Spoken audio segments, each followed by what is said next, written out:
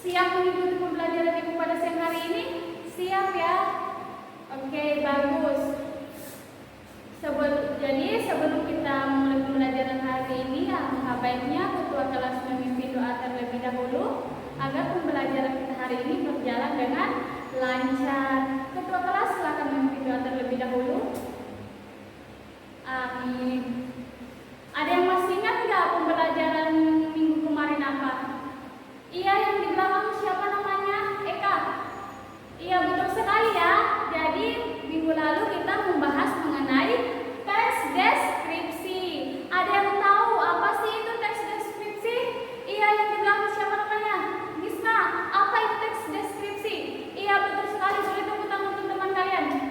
Jadi teks deskripsi itu adalah teks yang berisi gambaran sifat-sifat benda yang dideskripsikan, ya, seolah pembaca itu bisa merasakan, mendengar apa yang disampaikan.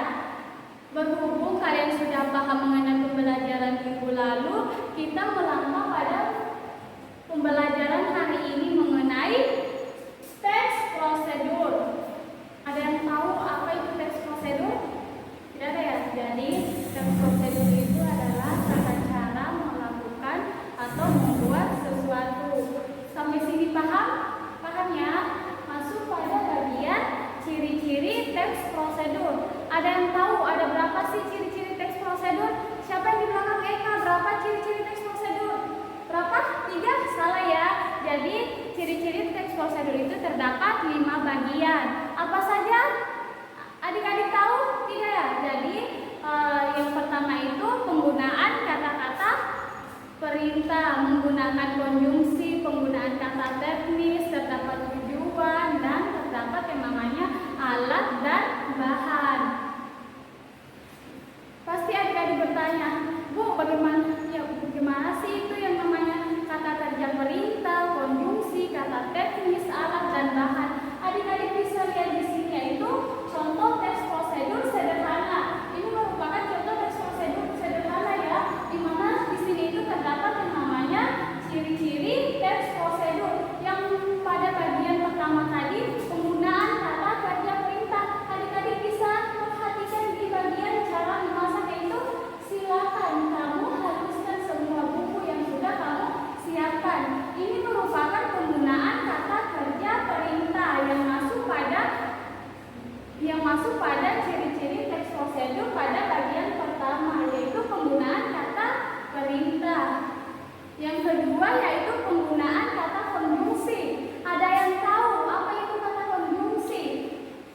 Tidak ada ya. Jadi kata konjungsi itu merupakan kata sambung. Adik-adik bisa lihat di mana di sini yang termasuk kata sambung yang di belakang. Siapa namanya? Misna, coba tunjuk yang mana penggunaan kata konjungsi. Iya, betul sekali ya, yaitu jika, masukkan, kemudian dan hidangkan. Ini termasuk penggunaan kata konjungsi.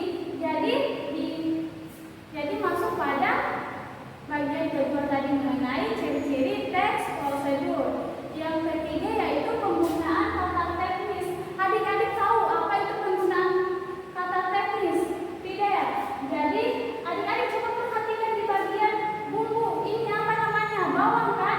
Iya, ini termasuk penggunaan kata teknis. Di mana di sini terdapat gambar bawang putih dan bawang merah, dan di bawahnya terdapat keterangan bawang putih dan bawang merah. Ini merupakan penggunaan kata teknis.